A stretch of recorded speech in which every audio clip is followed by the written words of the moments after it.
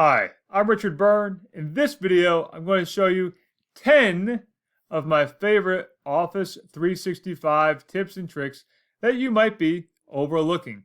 Let's go ahead and start with Microsoft Word. And I'm using the online version of Word here. I want to show you a neat little trick when you're using images or trying to insert images into a document. So let's go to the Insert menu. And we can insert a picture by uploading it, pulling from OneDrive, using some stock images, or using Bing images. And Bing images is a nice option. However, let's say I'm looking for a picture of a moose. When I go to look for that picture of a moose, even though I have Creative Commons only flagged, I don't have a good way to verify that. It sends me to the page where that image was found or that image is hosted, but that page doesn't give me any additional information about whether or not it actually is Creative Commons licensed or in the public domain. Likewise, I can do the same thing with this image. And it doesn't tell me any information on the page. So that's not a great option if you want to make sure that your students are actually using images that they have the rights to use. So instead of doing that, I like to use an add-on called Open Pexels or Pexels. And what I can do with this add-on is go and do my search for a picture of a moose. And I can now hover over here and I can go to the page where that image is hosted and actually see, okay, it is free to use with that Creative Commons license, and I can get more information down below where it says no attribution required. Great. Now I can safely use that image and know that I actually do have permission to use it. Now, the great thing about using Word online is that if I use Word on my desktop, it's also syncing up to my desktop application, my desktop version of Word. And while I'm in this desktop version of Word, let's go ahead and take a look at the Insert menu here, where I can insert an online video. And I have a link to a video that I can now insert. Hey, and there's the video inserted into the document. And if I click the play button on that, it pops out into its own little window where I can then play it. And because I'm also using the online version of Word, well, it's synced up right there in my online version of Word as well, where I can click through and play that video. So that's the first couple of tips for Office 365.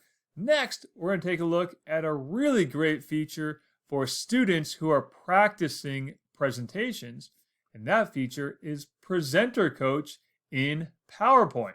All right, so here I am in my sample PowerPoint presentation, and I'm using the online version of PowerPoint. We can see my couple of sample slides that I have here. Got this one of just a picture of Pinto McBean, and this one that has the text next to it. Now I'm in the slideshow setting here in the ribbon, and I'm going to use the option to rehearse with Coach. And this will give me feedback on how fast I'm speaking, how many ums and uhs and ugs I put into my presentation, and give me some really useful feedback on my presentation. So let's go ahead and rehearse with Coach. We're going to launch that presentation. And over here, we will see the option to start rehearsing. And it's going to show me real-time feedback. And we see down there in the bottom right-hand corner, there's my microphone and it's running. And I'm going to say, this is a picture of Pinto McBean. Pinto McBean is the world's largest pinto bean, and you can find Pinto McBean in Bow Island, Alberta.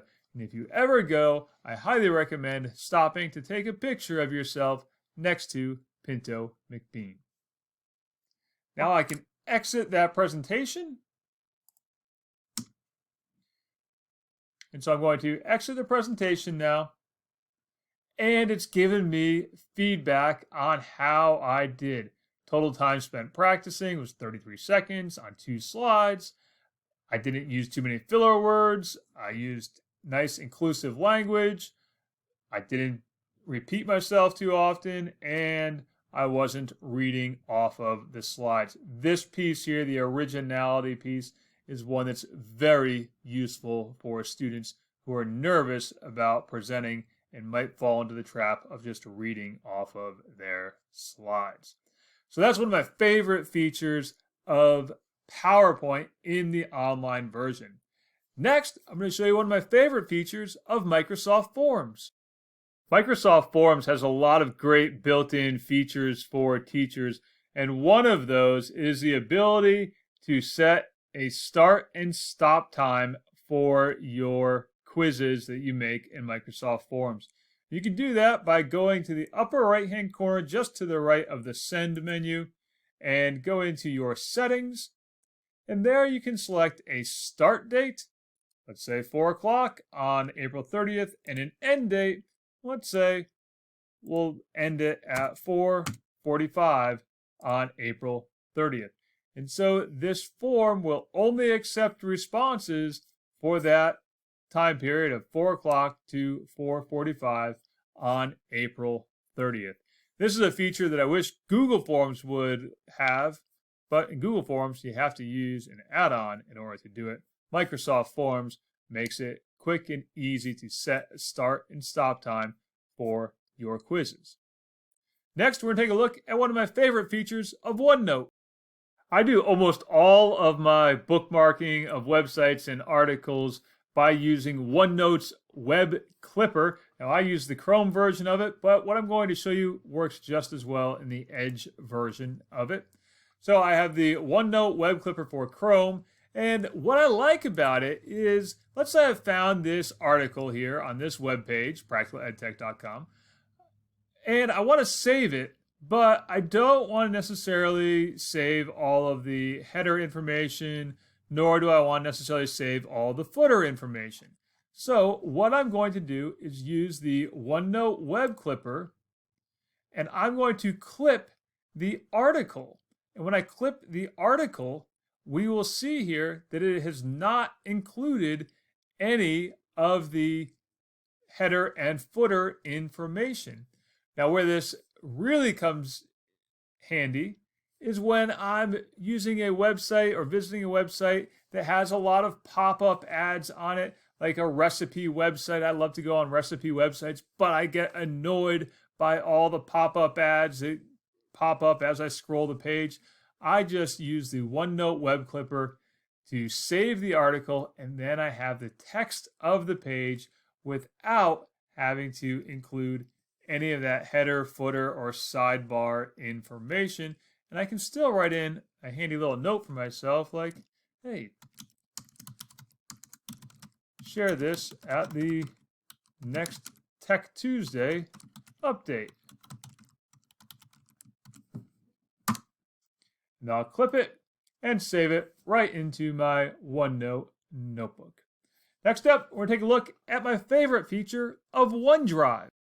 One of my favorite features of OneDrive has to do with how you can share your files, specifically setting an expiration date for accessing a file that you want to share.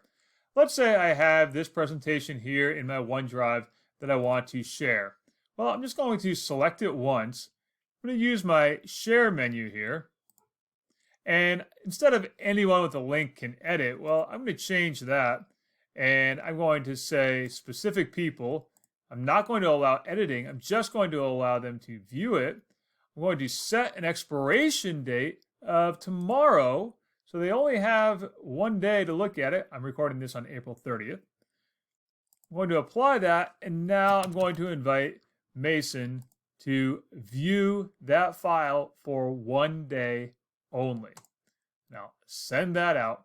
And that's a great way to share a file for a limited period of time. That's one of my favorite aspects of using OneDrive.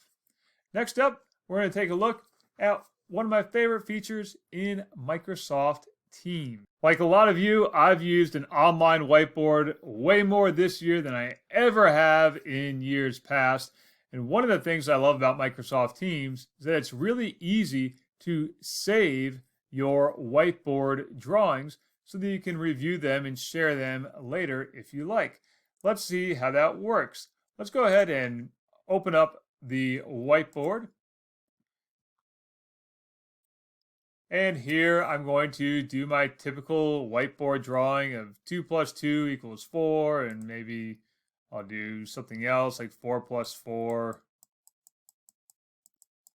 equals 8. But what I like to do now is go to my settings menu here and export that image as a PNG file that I can save on my computer and then distribute to my students later if I need to. This is really great for when you're doing a quick demonstration and you want to then share that for your students who might not have been there for the live meeting.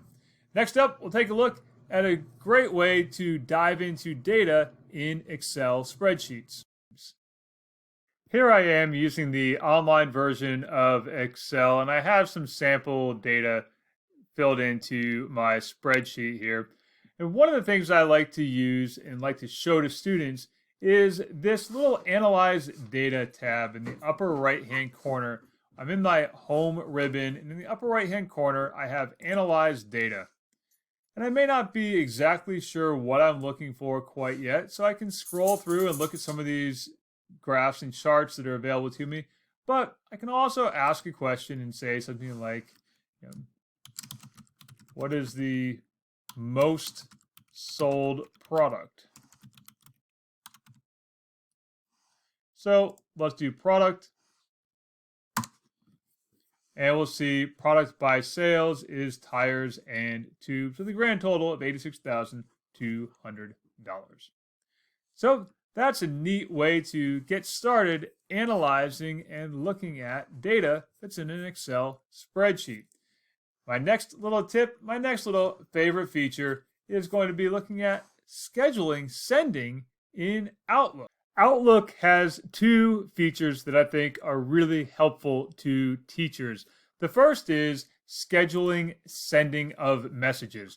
Let's say I have this message here that I'm going to send out, an important reminder for Tuesday's meeting. Please remember to bring the coffee. And I could just send it right now, but it's Friday evening. I don't want to send it on Friday evening. I want to send it on Monday so that it's actually relevant when people open that message. I'm going to send it Monday at 8 a.m. or maybe I'll send it Monday at, let's say, 5 p.m. so that it's actually a bit more relevant to my recipient. Now, why this is important for teachers, let's say you're sitting down on Sunday evening and you're sending out a bunch of reminders for your students and their parents, but you don't want to deal with all the replies on Sunday evening. So you write out the reminders, you write out the messages on Sunday evening, but you schedule them to send on Monday morning so you don't have to handle the replies until you're back at school on Monday morning. So I can schedule that sending. Now, the other little feature that I really like is the option to encrypt all of my messages. So again, I'm going to send a message here to Mason, and I'll say, important for Tuesday's meeting.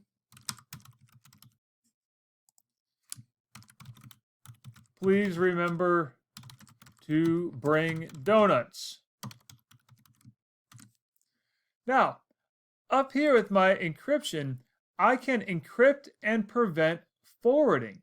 Now, in this little message here of please remember to bring donuts, don't really need to prevent that from being forwarded. But if I was writing an email to a colleague that contains some sensitive information, I may not want them to forward it to other people. So those are two handy little features in Outlook that I think teachers can benefit from using. And finally, we're going to wrap this series up by taking a look at a neat little feature in the to-do list in Office 365. So here I am in my to-do list in Office 365, and I'm making out my list of tasks. One of my favorite features of the to-do list and the tasks is the ability to create subtasks, tasks, or sub-steps within a task. So for example here, I need to go to the post office. So I'm going to write, go to post office. I'm going to add that, but I'm also going to add a step in here so that I can remind myself what it is I need to do at the post office, or why I'm going to the post office to begin with. And I might add mail birthday present for niece. But I'm also going to remind myself that I need to buy first class stamps. So I now have two parts within that task so that when I get to the post office, I remember what exactly it is I'm supposed to do at the post office. Now this can be really useful for students who are making a list of assignments that they need to do and the requirements within that assignment, or they're making a list of other activities they need to complete and each step within those activities. So for those of you who are keeping track, that was actually 11 neat little features of Office 365 for teachers and students. As always, for more tips and tricks like this, please subscribe to my YouTube channel or visit practicaledtech.com.